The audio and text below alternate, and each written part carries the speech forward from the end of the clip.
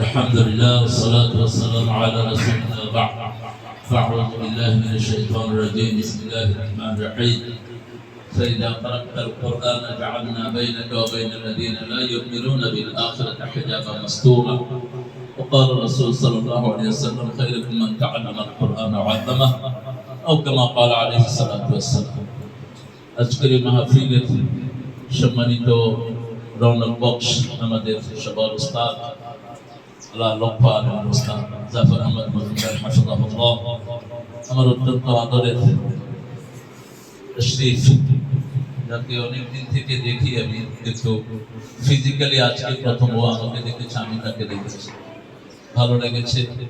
কারণ আমার কাছে হুবহু বহন করার মতো তশরীফ গান দিয়ে যার পদচারণা, এই জন্য আমি আগে থেকেই তাকে ভাবতাম যে এটাই আমার যোগ্য উত্তরসূরি হবে। বাকিরা তো তাফসীর শুরু করে এরপরে গানে গেছে, আরো গান গেয়ে তাফসীরে আসছে। এটার সাথে আমার সাথে তার বেশ নেই এবং নিজেও কিছু লেখে। এটা বিশেষ করে আল্লামা সাইদি, তুমি মরণে শহীদ হয়েছে, তুমি এটাই জানি, এটা তারটাই সবচেয়ে বেশি সমাদৃত হয়েছে। আমারও আছে একটা, আমি সাইদি সাহেব জীবিত থাকা অবস্থায় একটা লিখেছিলাম, সেটাও হয়েছে অনেকদিন। তো দুইটা মিলিয়ে আলহামদুলিল্লাহ মানুষকে নাড়া দিয়েছে। আমি তাশরীফের জন্য দোয়া করছি, আল্লাহ তাআলা তাকে ইসলামের শ্রেষ্ঠ সৈনিক, শ্রেষ্ঠ দায়ী হওয়ার তৌফিক দান করুন। এখানে উস্তাদেরা আছেন যাদের কাছে নবী দিনী, এবং আমি সবচেয়ে বেশি জাফর কাছে ইয়াকে বুঝাতে পারছি না আমি কতটা খুশি। সারা পৃথিবী দিল, আমি এত খুশি হতাম। সারা পৃথিবী যদি আমার হাতে দিত, আমি এত খুশি হতাম। যত খুশি হয়েছে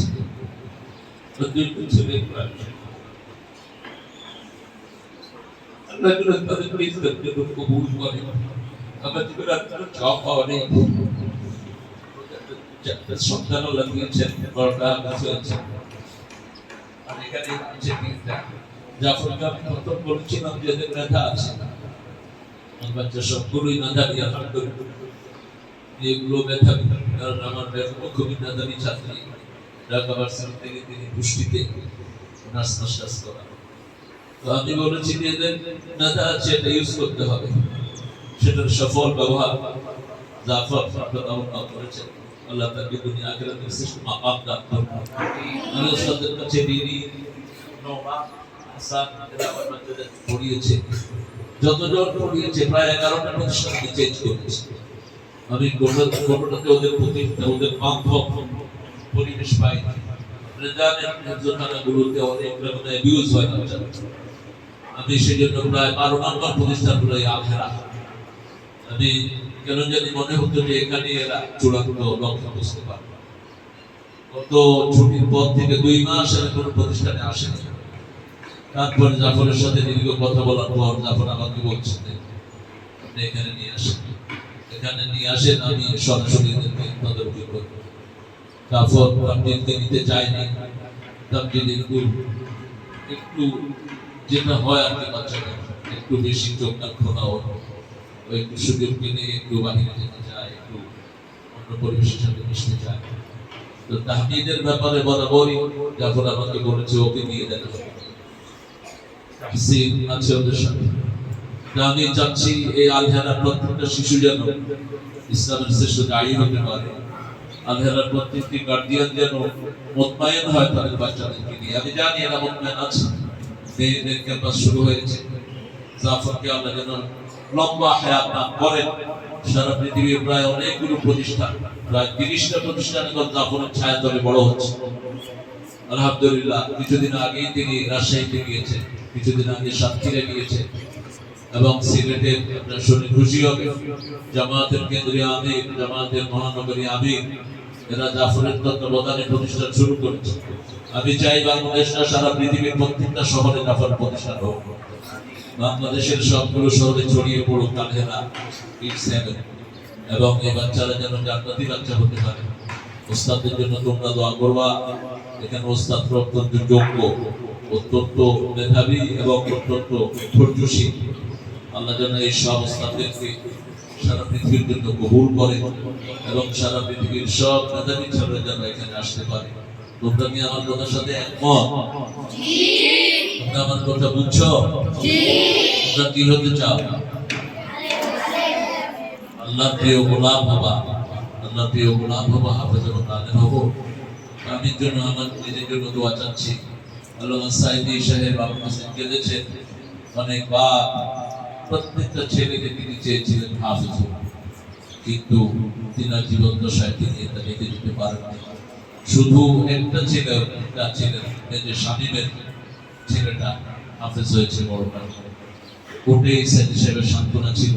এখন আমার ওখানে ভাতিজি আছে নাসিমের সন্তানটা, বড়টা এখন হেফজ করছে, নাজিরের ঘরের নাম আলী, ও হাফেজ হচ্ছে, সাইদি সাহেবের রুহানি দোয়া পাবে। তোমরা ইনশাআল্লাহ ভালো করে হেফজ শেষ করো এবং ওস্তাদদেরকে বেশি করে সম্মান করবে, বেশি করে ওস্তাদদের বিনীত থাকবে। ওস্তাদদের নেক নজর ছাড়া কোনো সন্তান বড় হতে পারে না, এবং যে সন্তান ওস্তাদদের বেয়াদবি দিচ্ছে ওই সন্তান কোনোদিন মানুষ হয় না। জীবনের একটা পর্যায়ে গিয়ে সে ধ্বংস হয়ে গেছে।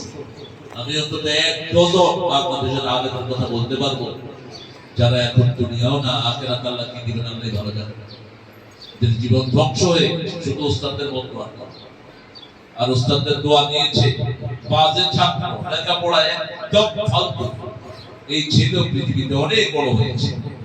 এরকম অসংখ্য নজির আমাদের চোখের সামনে পাওয়া যায়। আল্লাহ প্রতিষ্ঠানটাকে কবুল করুক। জাফরের যে অসুস্থতা আছে আল্লাহ যেন চিরস্থায়ী তাকে সুস্থ করে দেয়। জাফরের সহধর্মী সাকিকেও যেন আল্লাহ কবুল করেন। এই প্রতিষ্ঠানের পিছনে জাফরের একা না, জাফরের প্রেমী সাকিও তার অসংখ্য এফোর্ট, অসংখ্য কোরবানি সে গ্রহণ করে এই জাফরকে এখানে দেওয়ার জন্য। অনেক বেশি কষ্ট সে স্বীকার করে। এরকম একটা মেয়ে না পেলে হয়তো জাফরের দ্বারা এতগুলো প্রতিষ্ঠান করা সহজ হতো না। এটা আমি খুব কাছ থেকে বুঝি। এবং জাফরের পর সবচেয়ে বেশি দোয়া করতাম তারা একজন আমার রবি ছিল, আল্লাহ তাদের জান্নাতুল ফেরদাউস দান করুন। তার নানা নানি এরা খুবই বেশি ফরজগার একটা পরিবার, এবং তার নানাকে তো আমার মনে হয় সাহাবীদের ফটোকপি ছিল এত বেশি আল্লাহ ভক্ত ছিলেন তিনি, এত বেশি তিনি আবেগ ছিলেন, এত বেশি জাহিদ ছিলেন। তার মামারাও অত্যন্ত বড় মাপের ওলামা। আল্লাহ যেন আমাদের এই পুরো প্রতিষ্ঠানটাকে আল্লাহ নেক নজরে ঘিরে রাখেন। যত দুশ্মন এখানে চোখ দেয় আল্লাহ যেন তাদের চোখগুলোকে অবশ করে দেন, যাতে করে সব রকমের ষড়যন্ত্র থেকে প্রতিষ্ঠানটাকে আল্লাহ হেফাজত করে ওস্তাদদেরকে সব রকমের এফোর্ট থেকে বাচ্চাদেরকে নুরান্বিত করার তৌফিক আল্লাহ দান করে দেন। সুবহানাল্লাহ ওয়া বিহামদিহি আশহাদু আন লা ইলাহা ইল্লা আনতা আস্তাগফিরুকা ওয়া আতুবু ইলাইক। আসসালামু আলাইকুম ওয়া রাহমাতুল্লাহি ওয়া বারাকাতুহু।